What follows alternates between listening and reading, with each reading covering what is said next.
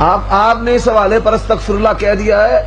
آپ یہ سن کر حیران ہوں گے. الرد المختار علی الدر المختار، پہلی جلد، اس کے اندر یہ بات لکھی ہوئی ہے کہ قرآن مجید سورت فاتحہ کو پیشاب کے ساتھ لکھنا بھی جائز ہے.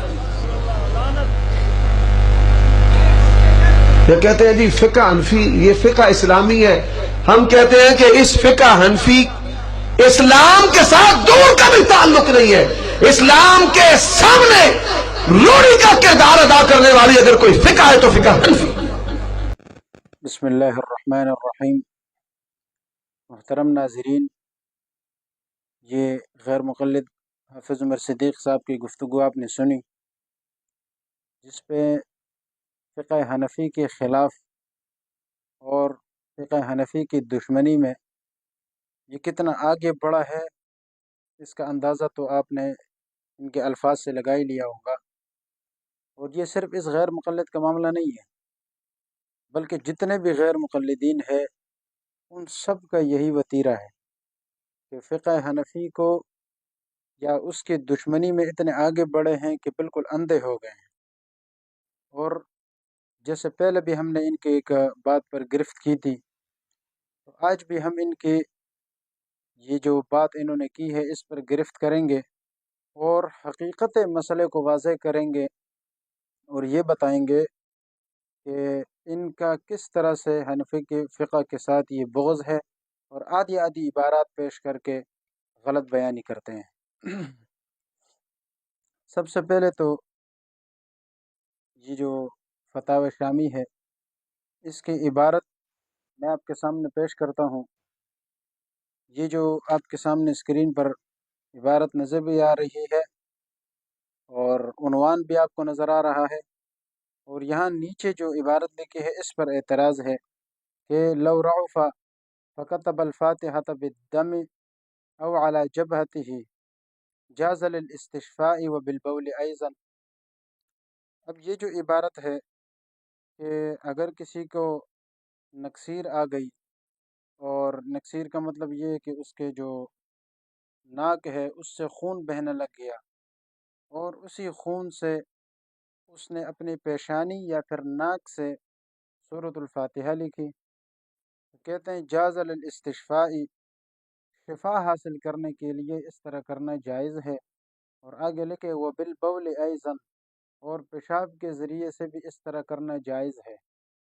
ٹھیک ہے، آگے فرمایا ان علم فیہ شفاء لا بأس به. یہ عبارت یہ لوگ ذکر نہیں کرتے اور اس کی کیا حقیقت ہے انشاءاللہ وہ بھی ہم ذکر کریں گے. تو الفاظ کیا ہے کہ ان علم فیہ شفاء لا بأس به، اگر اس کو اس میں شفا کا علم ہو پھر تو اس میں کوئی حرج نہیں ہے. آگے فرمایا لیکن لم ينقل، لیکن یہ بات منقول نہیں ہے.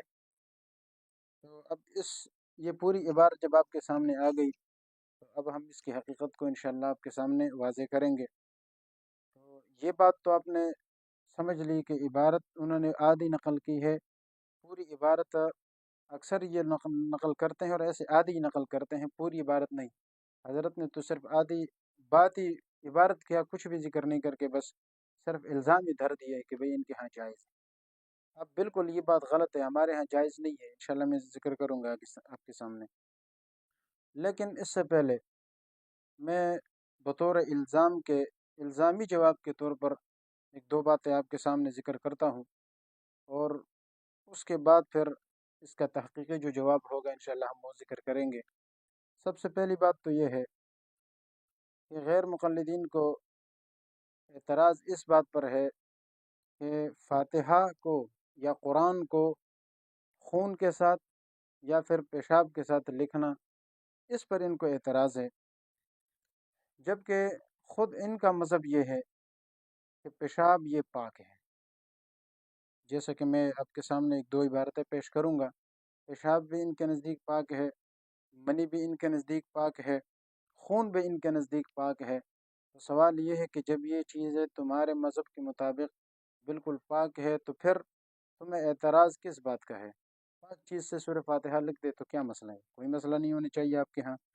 یہ اعتراض تو ان لوگوں کو ہو جن کے ہاں یہ چیزیں ناجائز ہو. مثال اب ہمارے لیے یہ ایک عجیب مسئلہ ہوگا، اگرچہ حقیقت میں ہے تو نہیں، لیکن اگر اس طرح ہو مثال کے طور پر تو پھر یہ اعتراض ہم لوگوں کے لیے ایک عجیب بات بنے گی، جبکہ آپ کے ہاں تو یہ سب جائز ہے، تو پھر آپ کو اعتراض کس بات پر ہے؟ اور یہ میں ویسا نہیں کہہ رہا، بلکہ یہ آپ اسکرین پر یہ عبارت بھی دیکھ لیں، ان کے جو معتبر فتاوی میں سے ایک فتاوی ہے، اور وہ فتاوی ستاریہ، یہ اوپر آپ لائن دیکھ لیں، فتاوی ستاریہ جلد 1 صفحہ نمبر 63، اور اس پہ یہاں انہوں نے سوال نمبر، یہ جو 69 نمبر سوال نیچے آگے ذکر ہوا ہے، اس سوال کو دیکھیں اور جواب کو بھی دیکھیں، آپ کو سمجھ آ جائے گا۔ سوال یہ ہے کہ اگر کسی کپڑے میں گوبر، پیشاب یا معقول اللحم لگا ہوا ہو تو اس کپڑے میں نماز پڑھنی جائز ہے یا نہیں؟ یعنی گوبر یا پیشاب لگا ہے کس کا؟ معقول اللحم جو جانور ہے، یعنی جن جانوروں کو گوشت کھایا جاتا ہے، حلال جانور، ان کا پیشاب اگر لگ جائے تو وہ جائز ہے یا نہیں؟ اور آگے لکھے کہ اور معقول اللحم کا گوبر یا پیشاب پاک ہے یا ناپاک؟ آگے سوال کرنے والا کون ہے؟ محمد اسماعیل پٹنہ۔ تو جواب میں انہوں نے لکھا ہے کہ معقول اللحم کا بول و براز پاک ہے، اور جس کپڑے پر لگا ہوا ہو اس میں نماز پڑھنی بھی درست ہے۔ طبعی شے دیگر ہے، اگر دھو لیا جائے تو بہتر ہے، یعنی طبعی بات اور ہے، لیکن اگر دھو لیا جائے تو بہتر ہے، ورنہ شرعاً کوئی قباحت نہیں ہے۔ خود رسول اللہ صلی اللہ علیہ وسلم مرابض الغنم یعنی بکریوں کے باڑے میں نماز پڑھا کرتے تھے، اور نیز بطور ادویات کے استعمال کرنا درست ہے، یعنی یہ جو پیشاب وغیرہ ہے نا، پیشاب، ان کو بطور ادویات کے استعمال کرنا بھی کیا ہے؟ درست ہے۔ چنانچہ آپ صلی اللہ علیہ وسلم نے چند اصحاب کو اونٹنیوں کا دودھ اور پیشاب پینے کا حکم فرمایا۔ تو اس جواب میں بالکل صریح الفاظ میں آ گیا ہے کہ سوال کیا تھا؟ پیشاب پاک ہے یا ناپاک؟ تو جواب آیا کہ بھائی بول و براز بالکل پاک ہے، جس کپڑے پر لگا ہو اس کپڑے میں نماز بھی ہو جاتی ہے، اور آگے فرمایا کہ بطور ادویات کے استعمال کرنا بھی درست ہے۔ تو جب اتنے ساری چیزیں آ گئی اور آپ کے ہاں یہ چیزیں پاک ہے، تو بتاؤ پھر پاک چیز سے فاتحہ لکھنا یا قرآن لکھنا یہ آپ کے لیے قابل اعتراض کب سے بن گیا؟ اور یہی عبارت، یہ عرف الجادی صفحہ نمبر 10 پر فارسی میں انہوں نے یہی عبارت آگے لکھی ہے، یہ صفحہ نمبر 10 پر آپ دیکھ لیں۔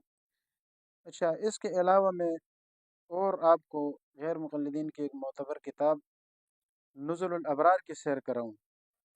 نزل الابرار یہ ان کی وہ کتاب ہے جو انہوں نے احناف کے رد المختار علی الدر المختار، اس کے مقابلے میں انہوں نے لکھی ہے نزل الابرار من فقہ النبی المختار، نبی صلی اللہ علیہ وسلم کی فقہ سے نیک لوگوں کے لیے مہمان نوازی۔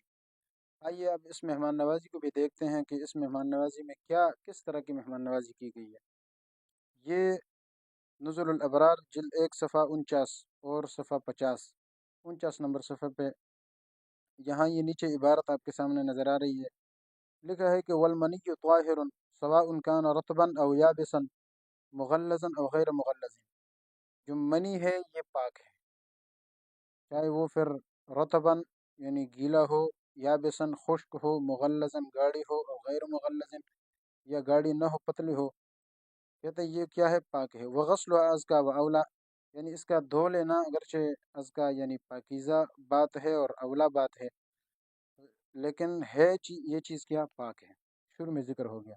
آگے دیکھیں وَكَذَلِكَ الدَّمُ، اور اسی طرح خون بھی کیا ہے؟ پاک ہے، غیر دم الحیض، حیض کے علاوہ جو بھی خون ہے وہ کیا ہے؟ پاک ہے۔ تو سوال یہ ہے کہ جب خون پاک ہے تو پاک چیز سے فاتحہ لکھنا، قرآن لکھنا، یہ آپ کے ہاں کب سے یہ ایک عجیب چیز مانا جانے لگا؟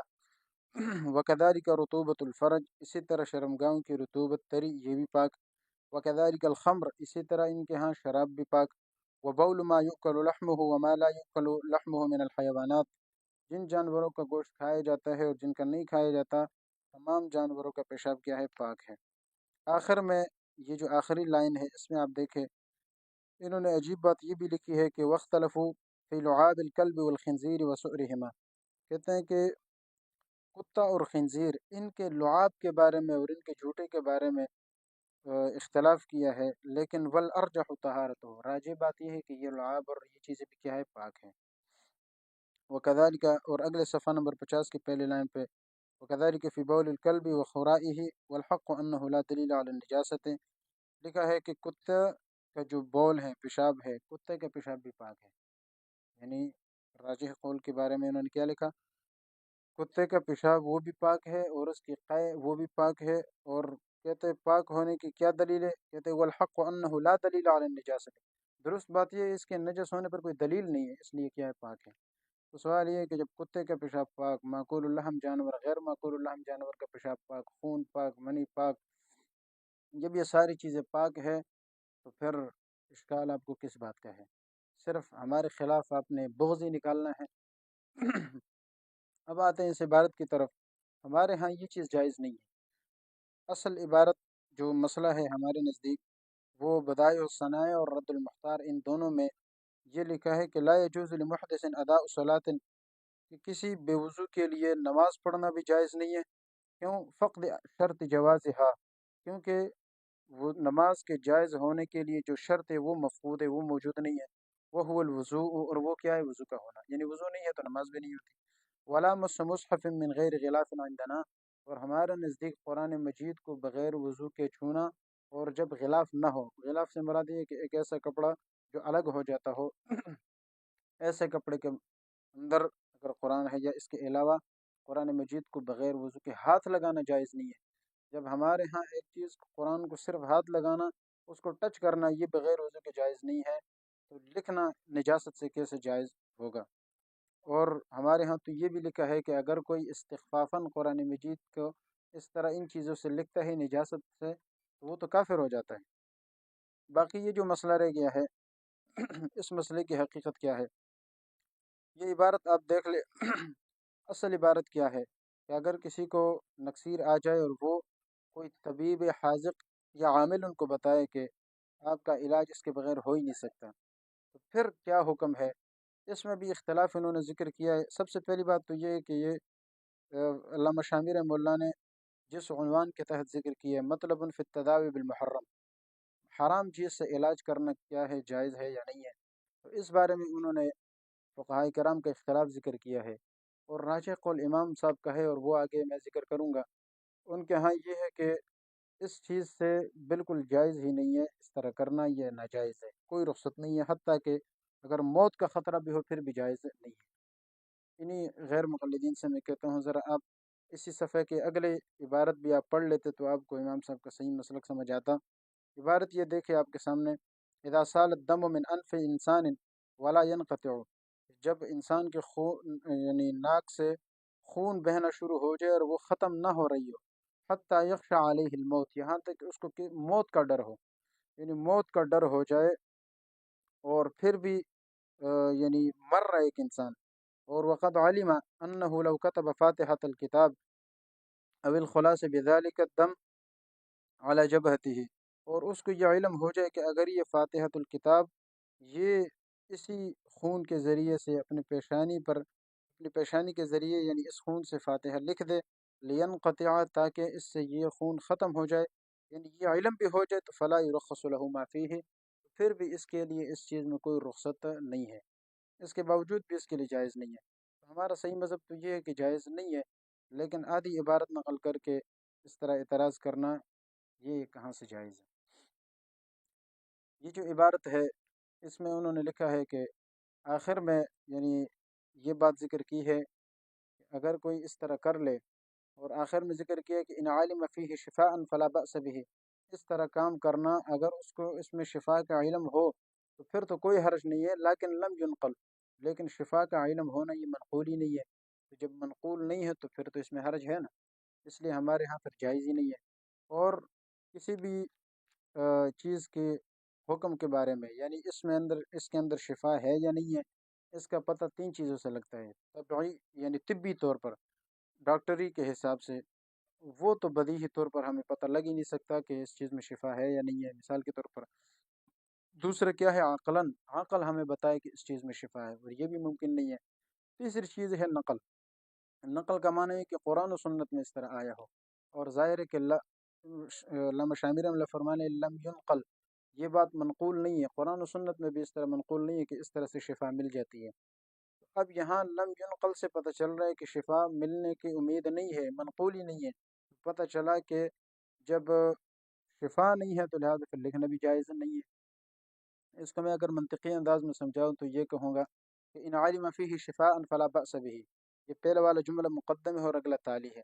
مقدم اور تالی میں جب مساوات ہو تو پھر شرط اور جزا اس طرح سے ہوگی کہ آگے جب اس کے مقدم کی نفی ہو جائے تو خود بخود تالی کی بھی نفی ہو جاتی ہے۔ مثال کے طور پر یہ ہے کہ اگر سورج طلوع ہے تو دن موجود ہے، ٹھیک ہے نا، اور یہ ظاہر ہے کہ جب بھی سورج طلوع ہوتا ہے تو دن موجود ہوتا ہے، لیکن آگے جب نفی کی جائے کہ بھئی دن موجود نہیں، سورج موجود، سورج طلوع نہیں ہے، تو یقینی بات ہے کہ پھر دن بھی طلوع نہیں ہے۔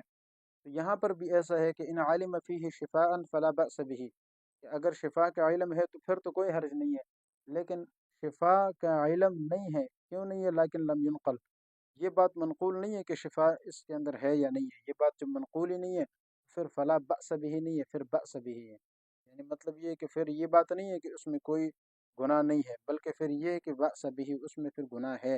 اس لیے ہمارا صحیح مذہب کیا ہے کہ بھئی اس طرح کرنا جائز نہیں ہے، حرام ہے، اور انہوں نے ہمارے خاطر ڈال دیا ہے کہ بھئی رد المختار میں ہے کہ جائز ہے، پتہ نہیں کتاب کی شکل بھی انہوں نے دیکھی ہے یا نہیں دیکھی ہے۔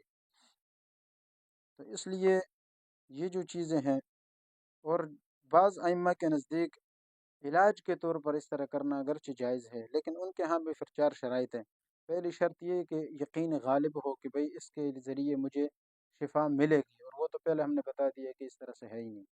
دوسرا یہ کہ دوسری شرط یہ ہے کہ صرف یہی چیز حرام، یعنی اس کے ذریعے سے علاج ممکن ہے، اس کے علاوہ حلال کوئی ذریعہ ہے ہی نہیں، تو پھر یہ دوسری شرط ہے۔